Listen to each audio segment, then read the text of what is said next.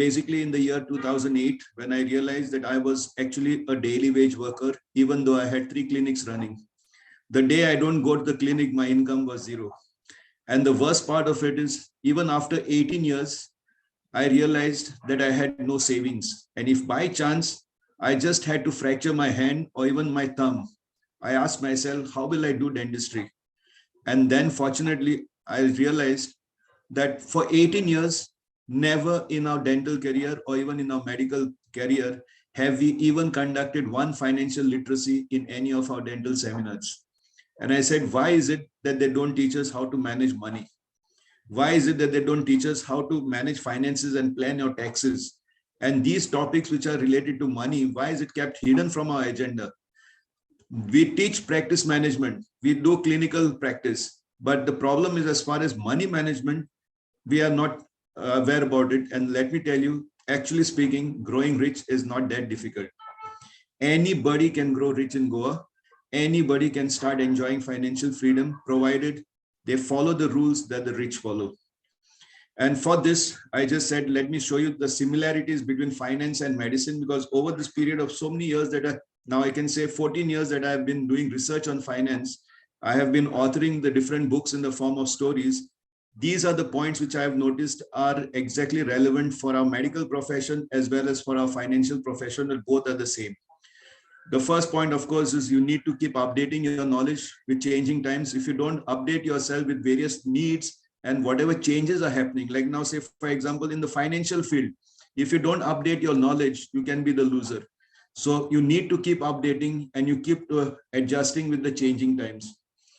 The second thing now, which is very, very important as far as our medical field as well as the financial field, it is artificial intelligence, which is taking over and it's replacing human intelligence.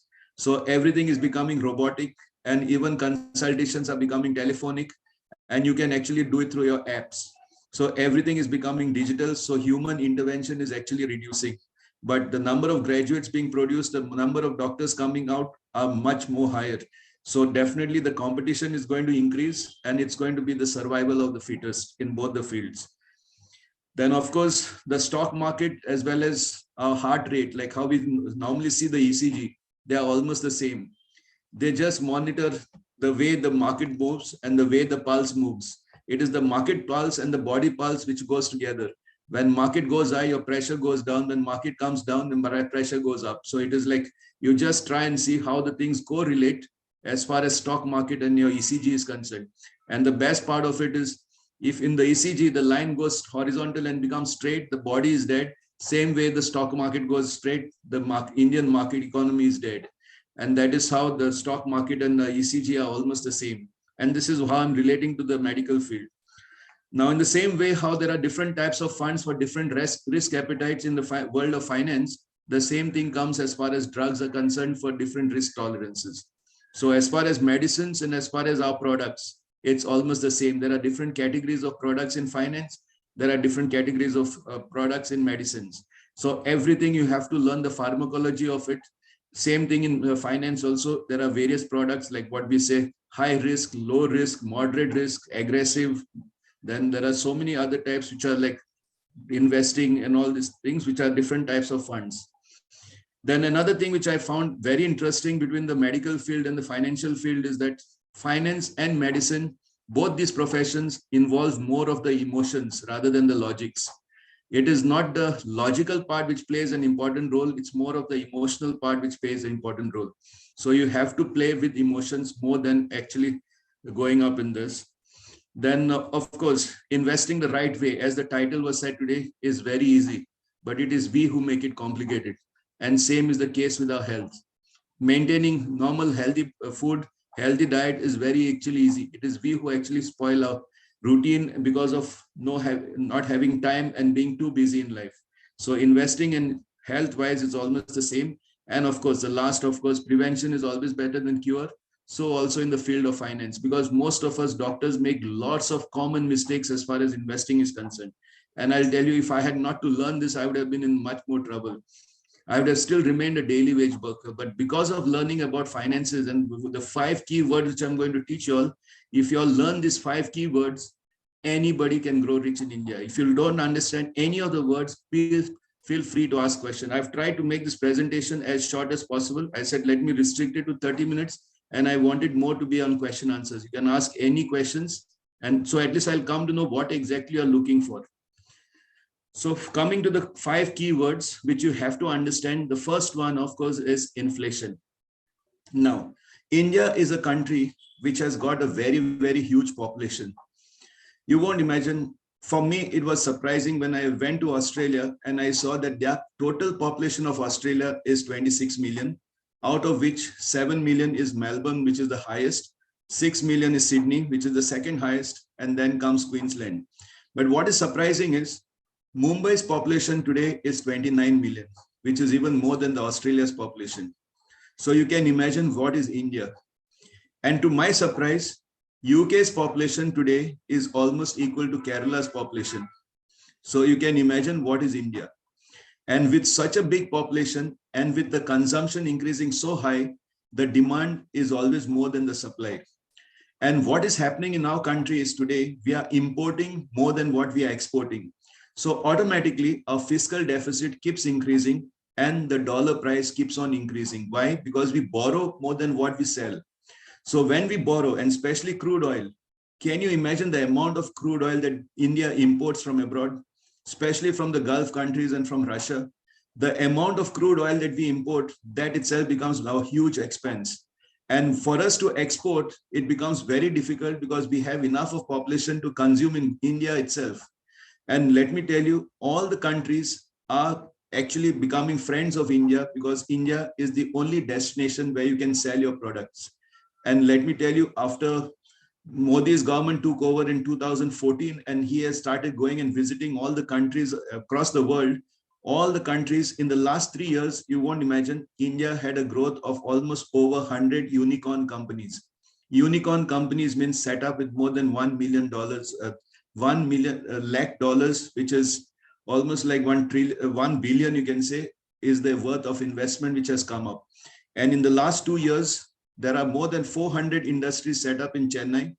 And now recently it is Ahmedabad, which is the center place for all the industries which are coming up. So the economy is growing in such a level that interest rates are falling. And with the interest rate falling, it becomes much cheaper to buy homes. It's much cheaper to buy cars. It's much cheaper to buy your goods and whatever services you require. And on the other side, as far as tax is concerned, tax collection has increased not only from the income tax side, because before the demonetization, income tax payers were not even 1% of the population. But after demonetization, the income tax payers has increased to almost 40%. And more than that, after GST was introduced in 2018, because demonetization was in 2016. In 2018, when this GST was introduced, now each and every citizen of India, 100% of citizens of India pay expense tax. Basically, GST is an expense tax. On whatever you spend, you pay GST. Whatever you earn, you pay income tax. So now both the sides, you have been taxed, and the number of the collection and the amount which has been collected is so high that last month, the total GST collection has crossed 1.41 lakh crores. And this is per month, which was not even the income tax collection per year. And this we are getting now in the form of GST in per month. And can you imagine, this entire GST is white money because it's all electronic. There is no cash transactions. Everything happens on the automatic system, and the results are declared on the 31st of every month. Tomorrow morning, you can check the newspapers. You will see the GST collection for July hitting more than 1.41 lakh crores. So that is the collection with GST. Like take, for example, even Goa. Goa income tax collection was very, very less just around 3 to 4 years back. Now GST collection itself, Goa gets almost 25,000 crores from the central government as GST input, and that's the state GST collection. So that much growth is there, and automatically with this inflation, prices are going up, standard of living is going up. So naturally you have to keep yourself abreast as far as finances are concerned. So not to take much time, now I want to take about the next keywords which I have. Now, this is what actually people should understand properly. What is exactly this word called saving? Most of the people feel that saving is just like keeping money for the rainy day. And actually speaking, it is everybody needs to save, including animals also save for the rainy day. But as far as money is concerned, we save. As far as banks are concerned, we can save in post offices, we can save in PPF, we can save in life insurance, we can save in mutual funds, we can save in gold, and we can save in properties also. But what is exactly that meaning of saving? Saving is basically keeping for the future, or saving for the rainy day, or in other words, I use it as security. When you keep money for security, it is called as saving. And let me tell you, even the poor people save. Everybody saves money.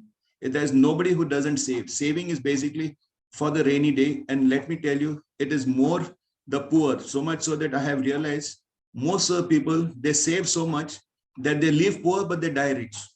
If you check the life of any of the beggars, they live life very poor, but when they die, they have huge bank accounts, deposits in their bank. They have fixed deposits. They have even in mutual funds, everything is there, but they never enjoy life.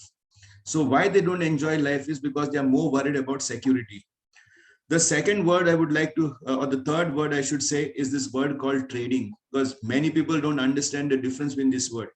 Trading is basically just buying and selling and booking profits. You can buy, sell, but you're never the owner. What I call it is, this is like dating. Dating is when you seek for short-term pleasures. You can do trading in gold, you can do trading in commodities, you can do in currencies, you can do in virtual currencies, like even you can do trading in real estate by buying and selling properties. You can do trading in stocks, or you even can do trading in mutual funds by changing the mutual fund every 2 to 3 years. You can keep on trading. Trading is basically like dating. You get pleasures, you get returns. I'm not saying no, but the moment you stop trading, automatically. Recording in progress. Okay, the moment you stop trading, income stops. So basically, trading is for the daily wage workers, which is the middle class. Mostly the middle class do trading. Then because they focus on profit and loss. And then the fourth important word is investing. Investing is basically becoming an owner. You start owning either a business, or you start investing into businesses, but you start becoming an owner. Like say, for example, in businesses. Now, I started this business of financial advisory, or even before, I started this clinic of dental clinics. And in those clinics, after some time, I started keeping assistants. Even when I was out of the clinic was still functioning. And automatically, I was getting that income coming towards us. So when you start your own business, you need to work 24/7. But when you invest in somebody else's business, that is either the stock market or mutual funds or real estate, you can start making money even without working. And the main difference between trading and investing, I'll tell you, because this is one thing which most of people are not aware. In investing, when you look at ownership, like let me give an example of stocks, like in shares. Suppose by chance, say Dr. Lloyd decides to invest in a company called SBI, means SBI stocks. The moment he buys an SBI stock, if he's an investor, he should get married to SBI for life. And over a period of the next, say, 10 years, he should own at least 1 lakh shares of SBI. He should buy shares whenever the price is low, and he should actually keep investing in it. And his journey should be in such a way that he is married to SBI. He becomes the owner of SBI in good times and in bad times.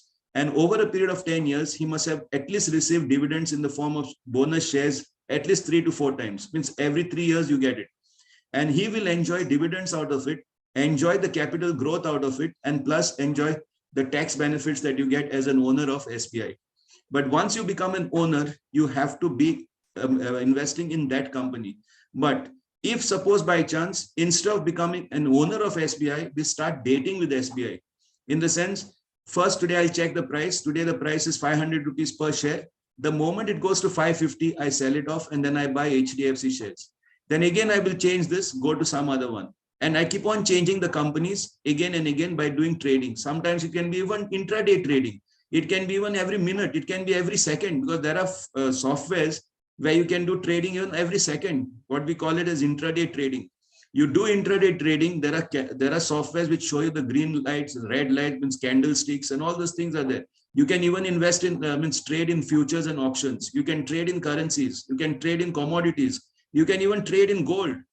But trading is totally different from investing. Investing means you have to own. Like now, say for example, I ask many times, can you invest in gold?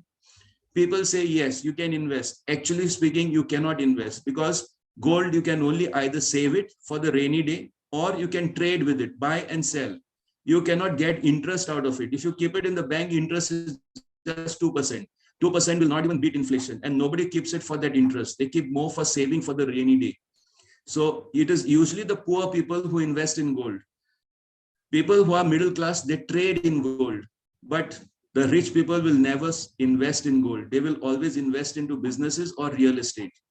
Whereas middle class people, they trade in gold. They can even do trading in shares. Trading in mutual funds is very common. So if you understand what is the difference between trading and investing, like I'll give you an example now of mutual funds. Take any mutual fund. You just take anyone. I'll just give an example, but I'm not saying you should go into it. I'm just giving an example of any mutual fund. Like recently, I had one client who had started investing 5,000 a month in Nippon India Growth Fund. And that time in 2011, the NAV was 450 rupees. And over a period of 10 years, now 11 years exactly, he kept on investing 5,000 rupees, but he didn't even keep track of it. And he was surprised when we saw that the price of per unit today is 2,010 rupees. In the sense, from 450 in 10 years, it has gone to over 2,000 rupees. And that is because of inflation.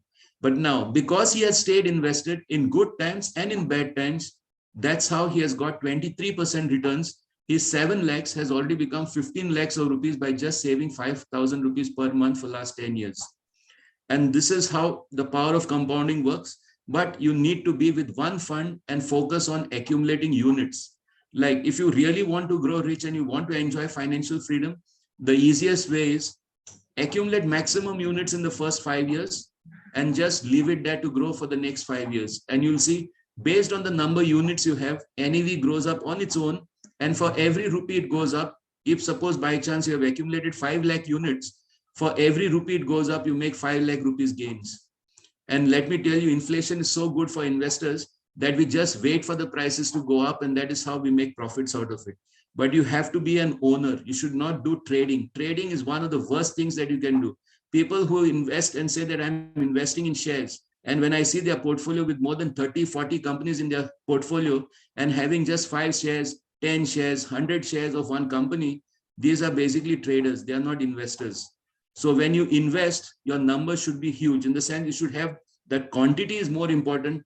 And the most important is the time that you have there with the company. So if you invest, just think of investment as getting married to a fund. Whereas trading is basically like dating with a fund. So when you have multiple funds, it's like as if you're dating with so many girlfriends of yours. And then keep on comparing each and every one, and you'll never be happy with anyone. Because finally, one will always do better than the other. But if you're really consistent with one and say you remain with it for 5 years, I can challenge you, you will not feel like changing the fund after 5 years. And all the doctors and all the professionals usually don't remain with the one fund for more than 3 years. They keep on switching the funds every year. And then we have to have multiple funds. And this was a mistake which I had done before the lockdown. Even I used to believe, don't put all your eggs in one basket. So that thing was like a virus in my mind. Like I used to say, let's have as many funds as possible. But what happens is the more the funds, the lower your returns, because this gets minimized so much that there will be some funds which will not perform and there's some funds which will perform, but your average returns will always be very less. Whereas if you reduce it, like in 2019, I had made a presentation called Make Inflation Your Friend. And in that, I had shown the difference between the worst performing fund and the best performing fund. And what we have observed is for the first 3 years, yes, the difference is huge. But by the time you reach the 5th year, the difference starts becoming almost equal. And then by the time you're 7 years, you even go on Google and just check 7 years returns of all the top performing funds. They will all be the same. And that is around 18 to 25%. All will be giving you anything. But anybody who has remained with the fund for 7 years or remained with the stock for 7 years definitely will get returns, will get fruits out of it. But if you keep on changing, like say, for example, you plant an apple tree in your front yard, and after 2 years, you say it's not growing only because the roots are not yet formed. And then you say, because it's not growing, the soil might be not good. So because of that, you uproot that apple tree from the front yard and try and plant it in the backyard. Once you plant it in the backyard, again, it will take around 2 years to grow. And by the time it completes 2 years, still the height is still the same. It doesn't grow at all. Why? Because you're keeping on changing the soil. So every time you keep changing the funds, you don't get results. So just understand that investing is basically like getting married. Trading is basically like dating. and saving is just keeping it for the rainy day. So if you want to just leave money there and let it grow at 2%, because now the interest rates in the bank is almost 2.5%. So, and now inflation rate is almost around 8 to 10%, you can say. So keeping money in the bank and lying idle, it will not help you make your money grow. But if you start investing wisely and if you start accumulating units, within the next 5 years, you can accumulate maximum units, and after that, you can actually see the growth. So coming to the last word, which is very important today, is regarding your insurance. What is the meaning of insuring? This word called insuring, this is one thing which people mistake very often. Insurance means actually protecting you from financial losses. You cannot insure anything which doesn't involve money. If there is a financial loss, to protect you from financial loss, you take insurance, not to make money out of it. Insurance is not to make money. Insurance is to replace your money if something happens. But unfortunately, when I ask all the doctors, why did you take this insurance policy? You won't imagine, most of them, around 60%, have taken it as a tax saving instrument. Actually speaking, it's one of the worst tax saving instruments that you can invest in. Why? Because once you do it, you cannot change it. And the liquidity is very low. Money gets blocked for almost 20 years. And the worst part of it is the sum assured is not sufficient at all for replacing your income in case of death. And what I've noticed is most of the doctors insure their cars very well, but they don't insure themselves. Most of them don't even have a term insurance, when term insurance is actually half of your car insurance. Like, I'll just give an example. A car, like say a Maruti Zen, which is costing somewhere around 6 lakhs or even say 5 lakhs, the premium per year works out to 12,000 rupees per year. Whereas if you take a 50 lakh cover for a person who is 40 years old, his premium is also 10 to 12,000 rupees. So 50 lakhs and 5 lakhs. Imagine the percentage, but the rate is the same. But who is insured first, the car or the owner? But unfortunately, the owners don't even bother about insurance. They take the other policies thinking that even insurance of 5 lakhs is sufficient. You need to insure minimum for 1 crore, 2 crores, even 5 crores can be done based upon your income. Because the definition of insurance is replacement of income in case of any accident, in case of any health issues, in case of any professional indemnity, anything which can destroy your wealth. So insurance is basically the foundation. That's why I've kept it down below all the other 4 things. So insurance is basically like your foundation. So if you're not properly insured, if you don't have a proper health insurance, if you don't have a proper life insurance cover, it actually means you don't mind losing money. If you don't mind losing money, then ignore your insurance part of it. But insurance is not to make money.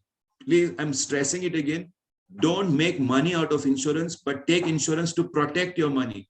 Insurance is not an investment. Insurance is a protection.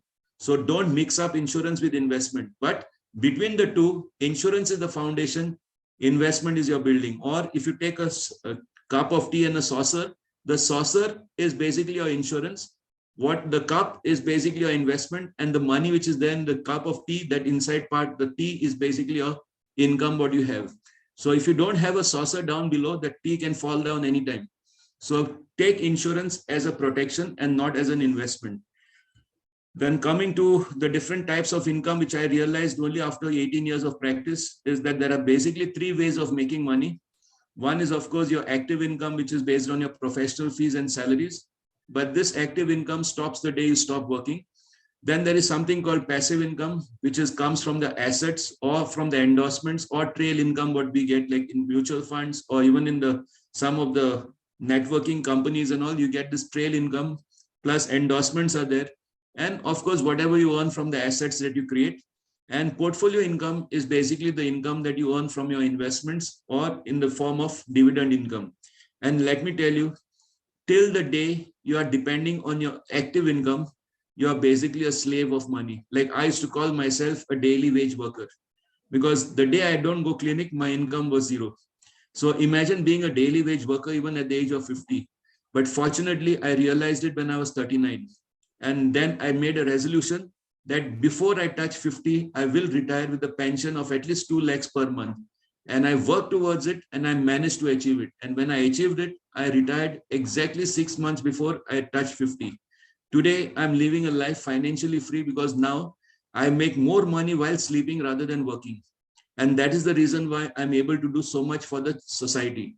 So when you're able to do something for the society and you can take up a cause, then only you will reach the next stage, which is, these are the 7 stages of financial independence. First thing is, you always need to have clarity about your goal. Unless you write your goals, like now I had written a goal that I will be financially free before my 50th birthday. And I wrote it, I made a poster out of it, and I kept on looking at it. And let me tell you, I managed to cross that 1 crore portfolio even before I touched 50. Why? Because it was a set goal. You need to be self-sufficient, in the sense you should be able to manage your finances in such a way so that you don't depend on other people. Then, of course, the first stage when you start your practice is basically the breathing room, where you start living paycheck to paycheck. But after sometimes, once you become stable, say by the time you reach 30 to 40, you need to start clearing off as much as debts as possible. Because by the time you reach 50, you should be able to be financially free. In the sense, if you want to attend an international conference, it should not pinch you. If you have to buy some equipment or go for a holiday, it should not pinch you. You should be able to do it out of your money plant. In the sense, you just cut one branch of that plant, take out that 1 lakh or 2 lakh rupees, whatever you require, and you should be able, the portfolio should be able to give you that much, rather than depending on your profession. If you remain dependent on your professional income, even after the age of 50, your stress will start increasing, and your financial stress is one of the biggest cause of all the other diseases, whether it is diabetes, whether it's pressure, whether it's all any sicknesses which are psychological, are all because of financial stress. And this financial stress, if you want to reduce it, you need to achieve financial independence. So to achieve financial independence, you need to make money work for you instead of you working for money. And for that, you need to be an investor, not a trader, and not a saver. So if you become an investor and start investing wisely in anything, whether you want in mutual funds, whether you want it into your own business, or whether you want to put it in stocks, or even you want to put into real estate, understand the concepts, make a study about it, and make it a point to write and make a poster. I will be financially free latest by so-and-so age. And let me tell you, people who retire before 50 usually live beyond 80. And people who work for money after 60 usually die by 65. Because you need to be financially free latest by 55. This is the World Health Organization statistics, that people who become financially free by 55 usually live beyond 75. And for every year that they are depending on their salary after 55, they can actually reduce their age from 75, keep on bringing it down. Like say, for example, if at 56, you're still living paycheck to paycheck, you can bring your age level slightly lower. Means this is as per the WHO statistics, you need to be actually financially free at least by 50. So if you become financially free by 50, I still remember one very important rule which was taught to me in finance. The first 25 years of your life are for learning. The second 25 years are for earning. And whatever you get beyond 50 are for giving back to the society. Because if you have become anything, it's because of the society. And the more you give, the longer you live. And that is what I define as rich is not how much you have, rich is how much you give. And let me tell you, once you reach financial independence, then this book was an eye-changing book for me on how you can find your purpose in life. Because normally in our case, what we do as a professional, it's basically what we are paid for. We use our knowledge and we become professionals. Once we become professionals, we start specializing in something. So what you are good at, find your passion. First, you select your best profession, then find your passion, means check what exactly you're looking at, then see what you love doing, make it as a mission. From a passion, it becomes a mission. From a mission, then you start identifying what actually the world needs out of you. And once you identify your purpose in life, that is your vocation, that is the time then you will start achieving the real this, like wherein that ikigai, what they say in Japanese word, it is like you'll find a reason to jump out of bed every morning. So every time you get up to a new day, you know what you have to do. So find a purpose in life, and to achieve this purpose in life, you have to be financially free. And unless you're financially free, you cannot do all these things. So put your finances in order, start becoming disciplined, just follow the simple rules that the rich follow. If you all want, you can even go on our YouTube channel. There are many videos because we have done more than 140, including this video will be uploaded on our YouTube channel very soon. So if you want to watch it, or if you need any help and guidance with regards to your finances, we can actually help you out in this. And of course, I want each and every doctor to remember this sentence very, very seriously. Rich is not how much you have. Rich is how much you give. And what I would like to say is, don't chase money. Instead, let money chase you. And how to do it is just become an investor rather than a trader or a saver. Start investing, start following the rules, start owning. You should start owning businesses, because to grow rich, you have to either invest in your own business or you invest in somebody else's business. But when you invest in your business, you have to work 24/7. When you invest into somebody else's business, they will work and pay for you. And let me tell you, all the rich people in India, they never work for money. They own businesses. But you see, they're making money even while sleeping. In the sense, they make more money while sleeping rather than working. But if you ask any rich person, because fortunately I have been traveling all over the world and I've met a lot of rich people, there's one difference between the rich and the middle class. Rich people always say, I own 40% of this company, or I own 10,000 shares of this company, or I own so much of this company. So they are owners. Whereas most of the middle class, they always look at what returns they're getting on the business. What is the rate of returns it's generating? How much is it calculating? So they don't look at ownership, they look at profits. So the way you think will actually decide whether you're destined to grow rich or not. So your mindset, that is the subconscious mind, has to be programmed like the rich people if you want to grow rich. If your subconscious mind is programmed like the middle class, automatically you will remain as a middle class. And if your subconscious mind is programmed to live the life of poor, who look at security, everything like they want to play safe, they don't want to take risks in life. They say that, no, I can lose anything except money. I don't want even to lose 5 rupees. If I lose 5 rupees, means my life is gone. So everything is, they're so possessive about money that they will sleep with money, they will live with money, they will die with money. And that is what the poor people do. Whereas rich people, they never keep money for themselves. They make the money work for them. They invest into companies and they enjoy life. So that is the difference between being rich and being this. And as doctors, I feel that you all should also be financially free, because I'll tell you, the moment you become financially free and by chance you see a patient who is dying and you are able to help, you will not ask for money from such patients. Patients who are in pain, who are in distress, who are in problem, you give your healing hand. And let me tell you from my experience, healing is 90% psychological, 10% medicines. And the way you speak to your patients, if you speak with confidence and remove that money part of it and say that I am there to heal you, I am there to cure you, and I'm telling you, your life will change totally as a doctor. And let me tell you, I have experienced it, because when I was almost towards my retirement, I used to always tell my patients, whoever are in pain, I'll just give a tap on your back and your pain will disappear. And it is to happen. Because the confidence which the patients had on me as a doctor was very high, because I was financially free. Because I never used to say that, okay, now unless you pay me this, I will not do this. Working for money is different and making money work for you is different. So if the doctors start understanding the way to create that passive income, and imagine if you start earning more than what you're earning from your clinic, your earned income is more than your passive income. So it's just the opposite. Say, suppose by chance you manage to make a passive income more than your earned income. And the best part of it is passive income is tax-free, earned income is taxable. So now which is better, the earned income or the passive income? But for that, you need to be an investor. You cannot be a trader. So stop trading, stop thinking about Bitcoin, stop thinking about cryptocurrencies and doing dating with all these people. Stop that, because I'm telling you, that is the biggest mistake. I spent 6 lakh rupees for it to learn about trading.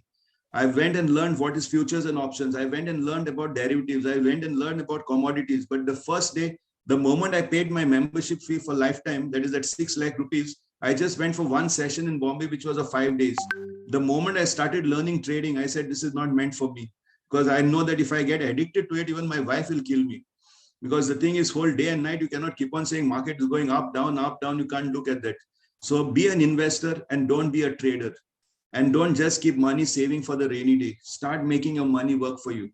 So now if you have any questions, I just try and finish it now exactly within half an hour. It took actually 35 minutes, but I wanted to be more interactive, because if you ask questions, then I know exactly what to answer you. So if you all have got any questions, the panelists can see on the chat box, and we can actually go ahead with question and answers. Yes, I have questions. Shipra Is there anything like railway bonds and can anyone invest in them? Okay, yeah, railway bonds are basically like, okay, there are, that is of IRCTC bonds which are available, but bonds are basically debt instruments wherein you get a fixed interest out of it. The only problem with this is your money gets blocked. You're actually lending your money to an institution. So the institution borrows from you and gives you a fixed rate of interest. And the worst part about it is, one thing is the money gets blocked for that much period of time. And secondly, the interest earned is totally taxable. It is added to your taxable income. Even those who put it for this, there are bonds when you sell properties, that is the long-term capital bonds and all, when you put, there also the interest is taxable, and now the rate of interest is very low. And if you take this railway bonds, the rate of interest is 4.5%, which is not even half of what inflation is. So keeping money in that and blocking it doesn't make sense. And it's like basically you're lending your money to an institution, but not earning much on it.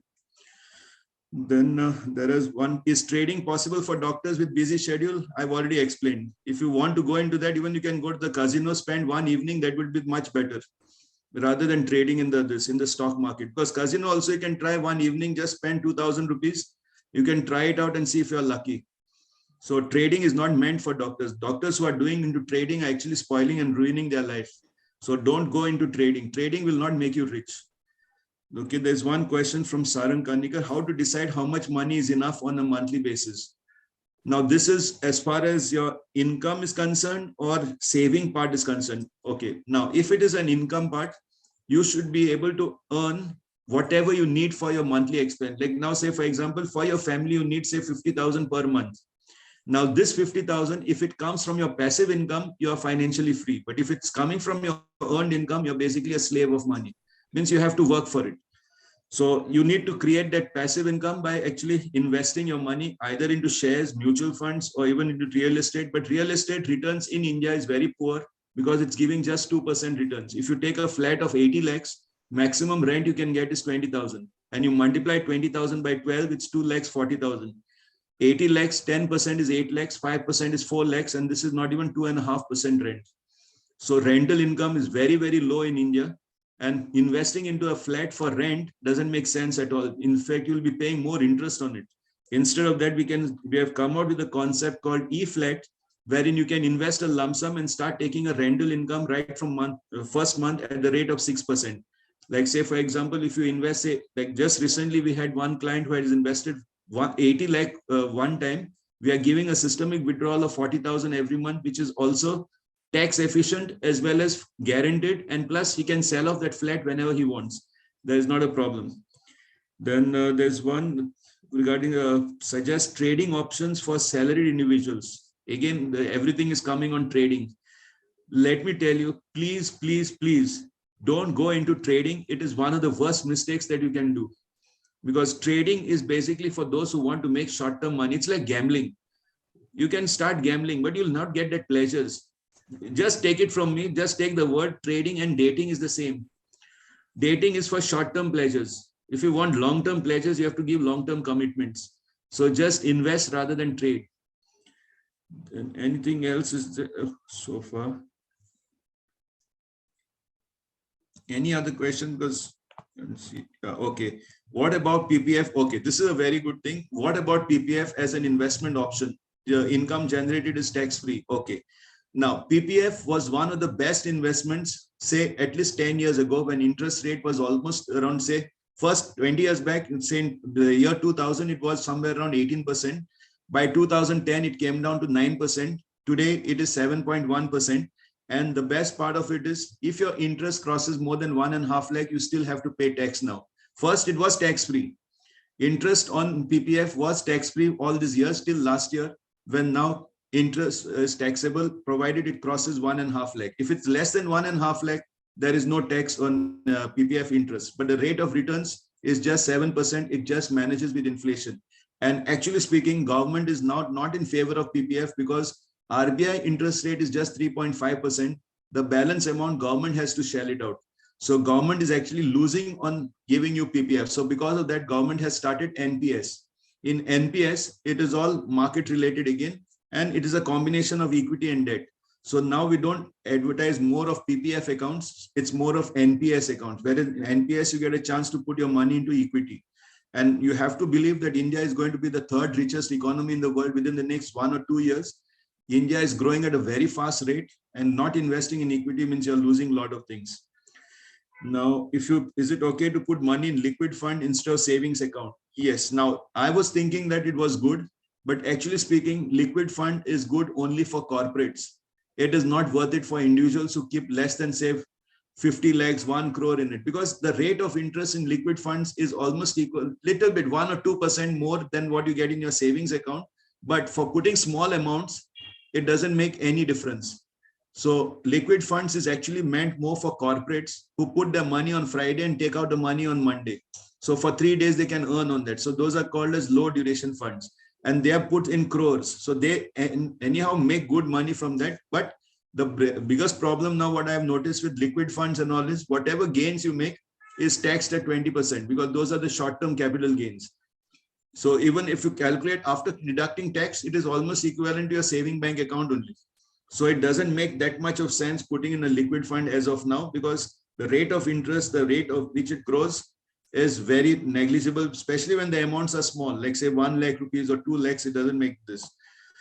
Senior citizen savings scheme interest, does it qualify for ATC deduction? No, the interest doesn't qualify. It is only if you put it in the 5 years lock-in period, the FDs, which are there for 5 years lock-in period. On that, you get the ATC benefit on putting it in, but the interest is taxable. Interest is not tax-free. And the interest rate, what the senior citizens are getting now, is somewhere around 6.5%, and TDS is cut straight away before the interest is also paid out. So keeping it in the senior, the minimum lock-in period is 5 years, and it qualifies only for ATC benefit for that 1 year, but not the interest. The interest is taxable.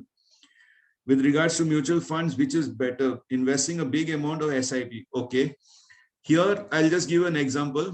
A person doing SIP of say around 5,000 per month will take approximately somewhere around 6 to 7 years to touch 10 lakhs. But if this person starts with 50,000 first and then starts SIP of 5,000, you won't imagine he will touch his 10 lakh figure within 4 years.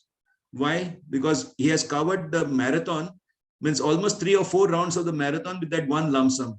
Lump sums give you more units and gives more power of compounding as compared to SIPs. But SIPs makes you more disciplined.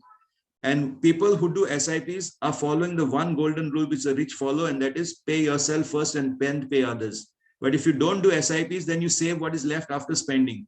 And then that becomes like a lump sum. So lump sum investments are good when you put in big amounts, and definitely you'll get more units. Like we have a lot of examples on how to get the things done. It's not difficult, but lump sum investments definitely gives, means you buy more units at a lower price. So you need to know how to do it. But now if you're keeping it for short term, then you have to go into balanced advantage funds or go into the less risky fund.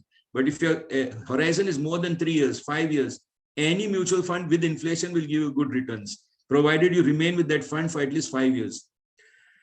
Then how to decide which stocks to buy? This is like basically asking, like, if you want to invest in stocks, preferably go for blue chip stocks. Blue chip are the top 100 companies of India, the companies which are more than 20 years old. So select a company which you are very confident of. And if you start investing in stocks, I would suggest attend at least one AGM meeting, that is the annual general body meeting of the company, as a shareholder. Because the day you attend the annual general body, because you get invitations every year, because each and every company is compulsory to have an AGM of all its shareholders. You attend one shareholder meeting and you see the pride that you feel in owning that company, rather than dating with that company. Just be an owner. If you become an owner of a company, it can be any company which you like. It can be, say, Cipla, it can be anyone. I'm just giving examples. You can start investing. But if you want to trade in stocks, it's different. Trading is totally different from investing. Investing is basically becoming an owner. So try and invest and become an owner of a company. Is real estate still a good option in Goa, or is it too expensive? It is too expensive. And secondly, the rate of returns, if you are using it for your own personal use, where you need it for your stay, then it's not an investment. It's more of a luxury. But if you want to generate income out of it, then it becomes an investment. But most of the flats which are born are usually kept locked, and people don't even stay in them. So they think that it's an investment, but it's not an investment. If you're thinking of selling it, it becomes a trade. Investment is something which will give you income continuously, whereas trading is buying and selling. So you buy and sell, then it becomes a trade, and you get that pleasure only for one day. Means you'll get that profit. After that, that profit is not no more going to give you income. So you have sold the property, you have lost that property value, and you have got that money with you. So you have to do trade, pay tax for it. Whereas investing is basically owning and generating income out of it. What is the acceptable percentage of commission okay to pay for investing in mutual funds? What is a fund not performing after 1 year? Do you still advise to keep investing in the Okay, that's what. Here comes the role of an advisor. Now, people who are advisors are normally into this field, like how y'all as doctors are into your field of medicine. Financial advisors are also into the field of financial advisory. So they will check the funds. And at the same time, there are different levels of this. Like you say, in doctors, we have their credibility. So same way in financial advising, there's also a credibility factor. Check from the past experience, check from the reports what the other clients have given, and accordingly you decide. Now the acceptable percentage. Now, if you go through the direct route or through the advisory route, there are two routes. One is the direct route and one is advisory route. When it is direct, you are actually boycotting the advisor. So you lose, means the only gain you make is of 0.5%, which is the commission which goes to the advisor. So now the NEV of direct routes are always higher than the ones of the the advisory route, because in the expense ratio, as far as direct route is concerned, it is 0.5% cheaper. So, but when you go into the direct route, it's basically you're trying to do things without a coach. So if you think that you can actually become a master in it, then you'll have to give up your medical profession and go into this. So you can do any one, but you can't do both. Because I had to give up because I became a master in this. So I could not continue with dentistry. So if you want to become a master in finance, then you give up medicine. You cannot do both. That is for sure. That guarantee I can give you. But if you like medicine, continue with medicine and let someone else handle your finances. Otherwise, you will not be able to do both. You'll spoil your future continuously. So just stick to one profession and always outsource the other things to experts. And experts are required in all the fields, like how we also require help from the doctors for the medical expenses, means any complications in medicine, automatically the same way this is here. So you need to have an advisor. Then there's one more, when to invest in PPF, which month of the financial year. There is no month and all. Whatever you put in PPF gives you the tax saving benefit for that year, but it doesn't work much as far as the returns is concerned now as compared to what it was 10 years back. 10 years back, PPF was beating inflation. Today, it's not going to beat inflation. Next is attendance. So how does one decide how much to save? Do you guide a financial planning? Please give. I'll tell you the easiest example. You just follow this principle wherein you keep for every 100 rupees you earn. If you want, you can write it down.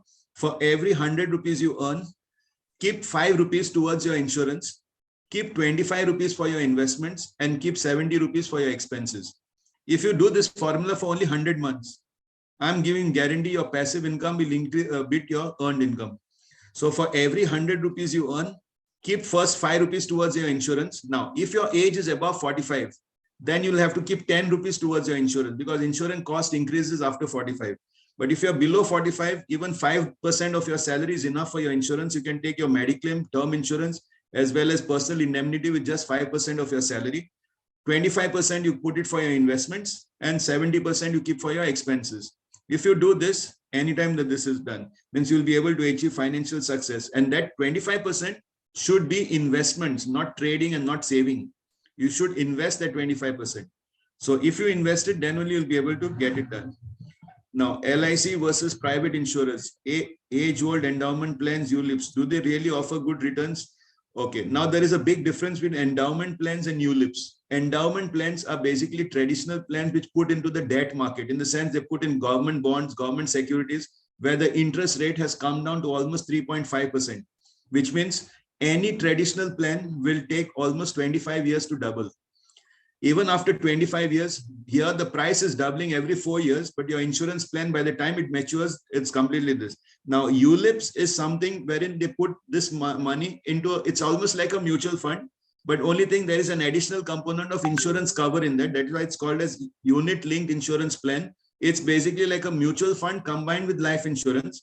But for that, there are charges which are extra. So there is mortality charges as well as your life insurance maintenance charges. So all these charges reduce your number of units. So what I'm saying is don't mix up insurance with investments. Like if you keep your insurance separate, like take a term insurance and mediclaim and investments you put into your mutual funds, then you'll get better results. But when you mix up both, you don't get both. You don't get returns also, you don't get the growth also in that. And even in case of death also, sum assured is really less. So whenever you take a policy, check about the rate of returns as well as like what is your sum assured, because insurance is basically replacement of income. It is not to make income. Making income is investments. Insurance is for protecting your income. So don't mix up both. Okay, you mentioned about E-flat. Yes, it is investing while the flats are being built. No, it is basically, this is like a virtual concept which has been introduced now, which I myself have come out with this, because when I go on the roadside and I see the hoardings, like there are so many hoardings where they say invest in a flat of 49 lakhs 55,000 and get a guaranteed rent of 2.5 lakhs per year guaranteed. And then afterwards you can liquidate that flat. So this is basically like a e-concept. Now here, instead of getting only 2.5 lakhs, which is actually around again 2 to 3% returns, we can give you a E-flat. E-flat is basically a virtual flat. You're not actually having it, but you are investing your money and taking a rental income through SWP, means systemic withdrawal plan. So say suppose by chance, like I'll give an example. 3 years back, we had one teacher who retired and she got somewhere around 40 lakh rupees in her retirement corpus.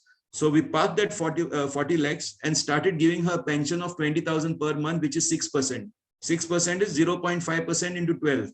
So 0.5% on 40 lakhs was 20,000. So she started taking 20,000 per month from that 40 lakhs. And the biggest surprise is today, even after taking rent of 20,000 every month, the value of her portfolio has already touched 63 lakhs, which means her value has appreciated to 63 lakhs. She has not paid even 1 rupee tax, because even this rental income, the capital gains was less than 1 lakh. So she saves on tax, she saves on this and gets guaranteed. No making of sale deed and all this rent agreement and all these things. No depending on someone else. You start getting your rent when you or yourself are the boss. And if by chance you want to sell off only the kitchen, means you want to take out 5 lakhs, you can take out 5 lakhs from there. Balance amount still remains there. And why I'm telling you this is because many people, they like to invest in flats for their children's future. But most of the flats remain there because children all go abroad and then they don't even want to stay in that same place. So you have invested into that flat and then you have to sell it off. When you sell it off, you don't get a buyer also. Instead of that, put a lump sum in a mutual fund, like put in the balanced advantage fund and start taking a monthly rent. And if by chance that time the child wants to buy, that same value, you can go and buy the flat at that time based upon the requirement. But buying in advance and then trying to keep it as an investment is one of the worst options that you can do, because you'll not be able to get liquidity when you want. What are the best investment options? You can invest in mutual funds or invest in shares because the liquidity and flexibility is much more. How much money in equity and debt fund, what percentage distribution, this depends upon your risk appetite. It all depends on how much are you ready to take a risk. If you want to put money for short term, debt funds are good, but the taxation is much higher. Equity funds are good for those who want to invest for more than 5 years minimum. And the distribution, like now, once you start investing in equity, I'm giving you guarantee you'll not feel like keeping anything in debt, provided you have been in equity for at least 5 years. But first 5 years is very tricky in the sense the money plant keeps on falling, closing, or it's like a baby, it keeps falling down again and again. But after 5 years, then it walks steadily. You don't have to worry after 5 years. Investing in SIP and mutual funds is the same. It just makes you disciplined of paying yourself first, and you should always take out 25% of your salary and put into SIPs. And that is the best. So once initially for the first 3 months, it will pinch you. But after 4th or 5th month, it becomes a habit. And then you don't even know when the money is going because it's just going. And the months just fly like anything.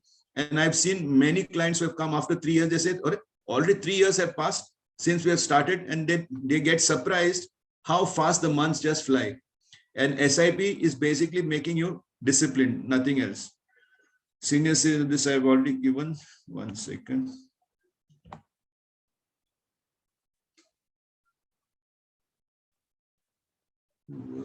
Saroj. What life insurance products are profitable as an investment? I'll only say term insurance and personal accident, nothing else. You take a personal accident cover, it costs just 800 rupees per lakh. So if you want to insure for 50 lakhs, it will cost you just 8,000 rupees. So that is personal accident, but it doesn't cover natural death. And the term insurance will cost you approximately around, say, you can say it's much, much cheaper if you take it at a younger age. And a term insurance is what each and every doctor needs to have. If you don't have a term insurance, that means you don't love your family. That is for sure.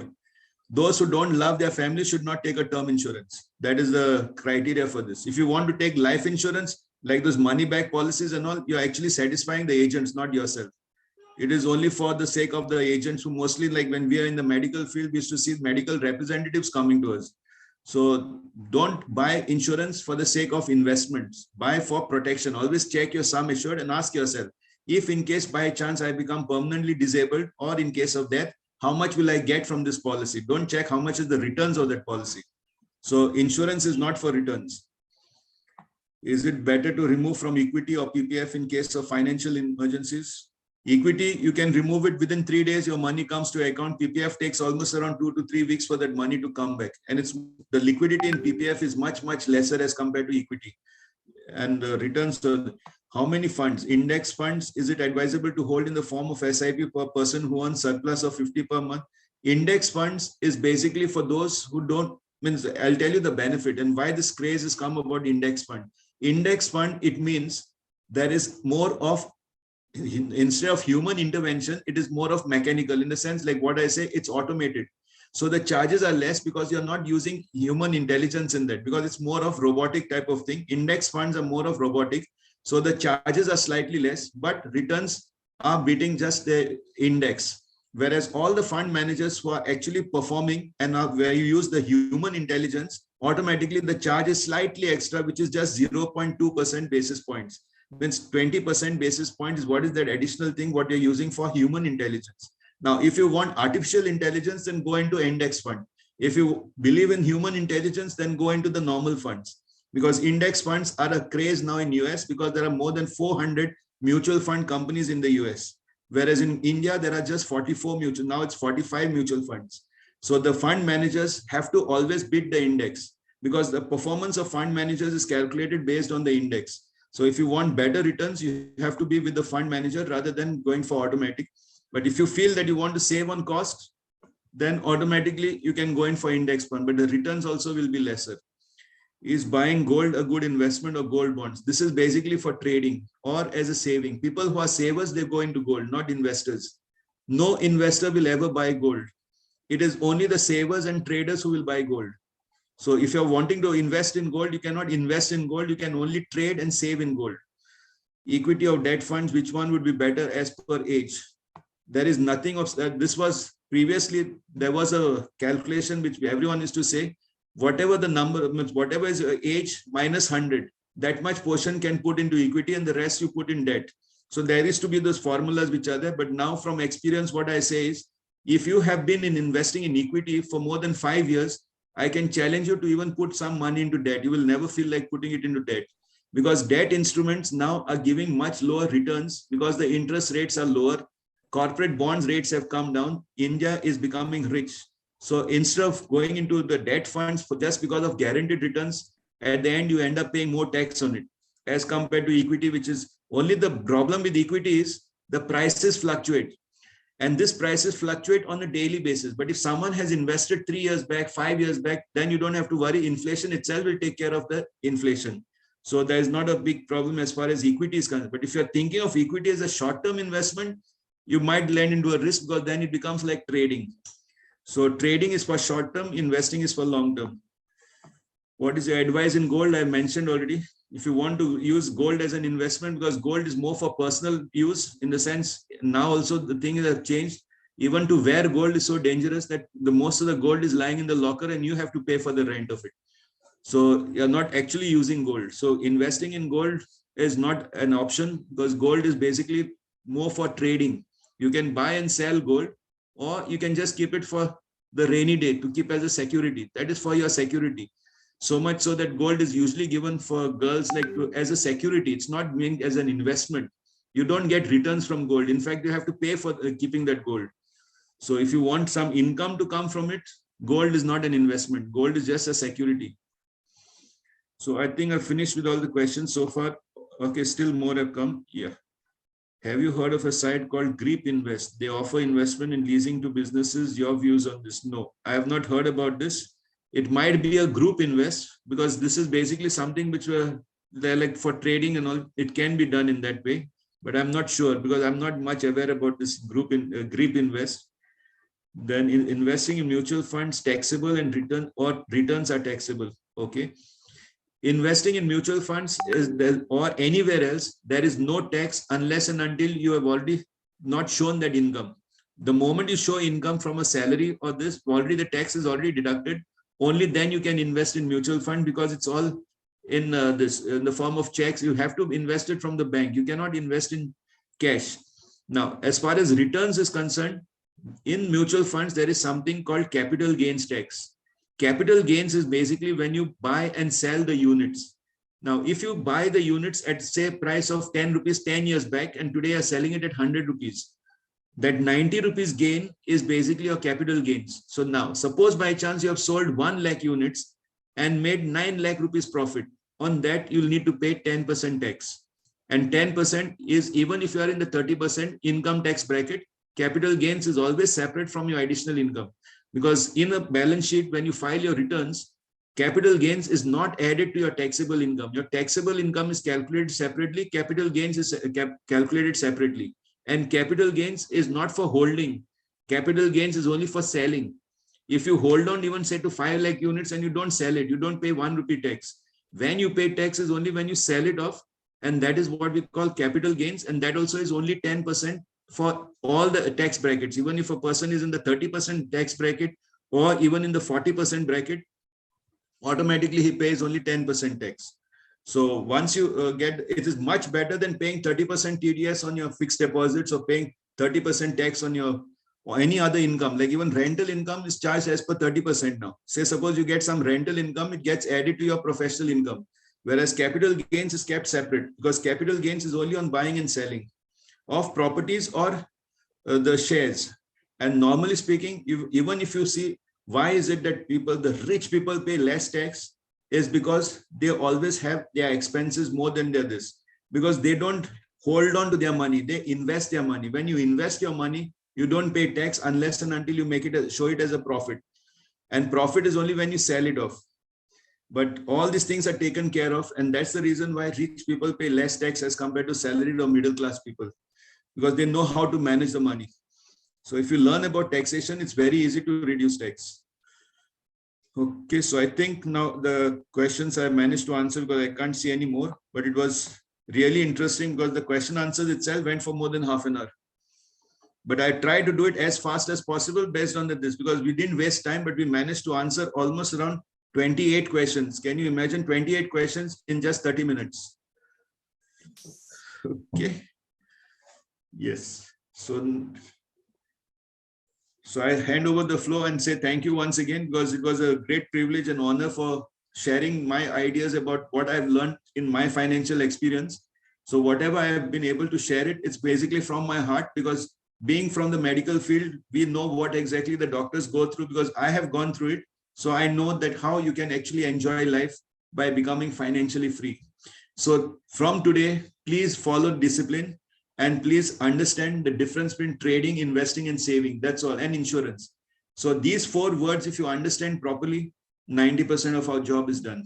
If you have any doubts, you can always contact on my mobile number. You can send a WhatsApp message.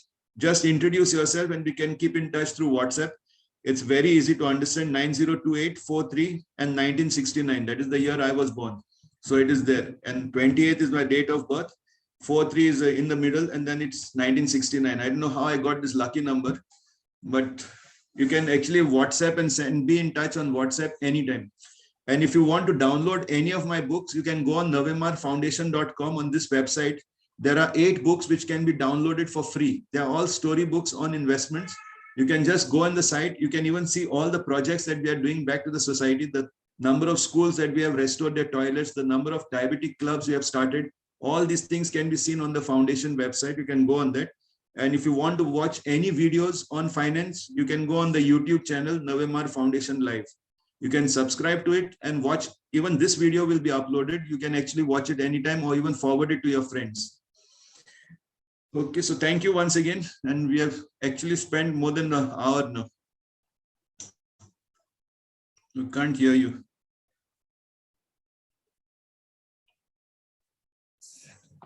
Yes, Dr. Divan said, if you don't find a way to make money when you sleep, you will work until you die.